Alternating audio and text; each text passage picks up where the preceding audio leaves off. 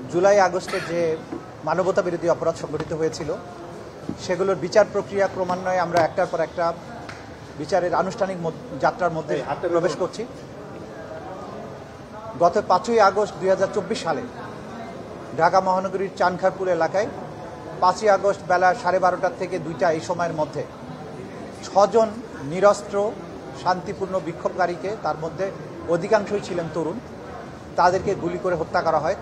যারা সেদিন শহীদ হয়েছিলেন শহীদ শাহরিয়ার খান আনাস, শহীদ জুনায়েদ আহমেদ, শেখ মাহাদি হাসান জুনায়েদ, শহীদ মোহাম্মদ ইয়াকুব, শহীদ মোহাম্মদ রাকিব হাওলাদার, শহীদ ইসমামুল হক, শহীদ মানিক মিয়া ওরফে শাহরিক, এই 6 জনকে একটা সংক্ষিপ্ত টাইম ফ্রেমের মধ্যে তদানীন্তন ডিএমপির কমিশনার হাবিবুর রহমানের নির্দেশে, হাবিবুর রহমান আবার শেখ হাসিনা এবং আসাদুজ্জামান খান কামাল এবং পুলিশের আইজিপির মাধ্যমে নির্দেশিত হয়েছিলেন।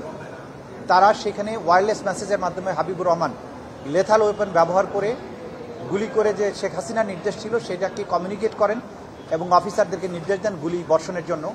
এবং সেই নির্দেশের প্রেক্ষিতে আসামি হাবিবুর রহমান, সুদীপ কুমার চক্রবর্তী, শাহ আলম মোহাম্মদ আখতারুল ইসলাম এবং ইমরুল, এই 4 জন অফিসারের সরাসরি নির্দেশ তত্ত্বাবধানে বাকি 4 জন আসামি আরশাদ হোসেন, সুজন হোসেন, ইমাজ হোসেন ইমাম এবং নাসিরুল ইসলাম, যারা ঘটনাস্থলে প্রেজেন্ট থেকে আরশাদ হোসেন একজন ইন্সপেক্টর হিসাবে বাকি আসামিদেরকে সরাসরি প্রত্যক্ষ তত্ত্বাবধানের মাধ্যমে চাইনিজ রাইফেল, শটগান এবং অন্যান্য আগ্নেয়াস্ত্র ব্যবহার করে নিরস্ত্র বিক্ষোভকারীদের গুলি করে হত্যা করে।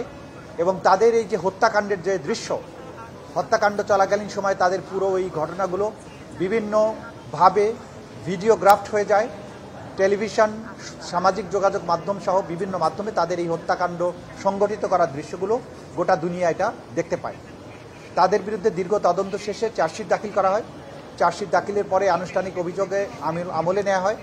এরপরে পলাতক আসামিদের পক্ষে বিভিন্ন সময়ে যারা ছিলেন পলাতক আসামি তাদের জন্য রাষ্ট্রের পক্ষ থেকে স্টেট ডিফেন্স লয়ার এনগেজ করা হয়। এবং যারা উপস্থিত আছেন, আজকে 4 জন উপস্থিত ছিলেন, আসামি আরশাদ হোসেন, সুজন হোসেন, ইমাজ হোসেন ইমন এবং নাসিরুল ইসলাম, তারা আদালতে উপস্থিত ছিলেন, তাদের আইনজীবীরা ছিল। এই দুই পক্ষকে শুনানি অন্তে আজকে আন্তর্জাতিক অপরাধ ট্রাইব্যুনাল 1 এই 8 জন আসামির বিরুদ্ধে আনুষ্ঠানিকভাবে অভিযোগ গঠন করেছেন। অভিযোগটা হচ্ছে 5ই আগস্ট 2024 সালে ঢাকা মহানগরীর চানখারপুর এলাকায় মানবতা বিরোধী অপরাধ সংগঠনের মাধ্যমে 6 জন তরুণকে গুলি করে হত্যা করা।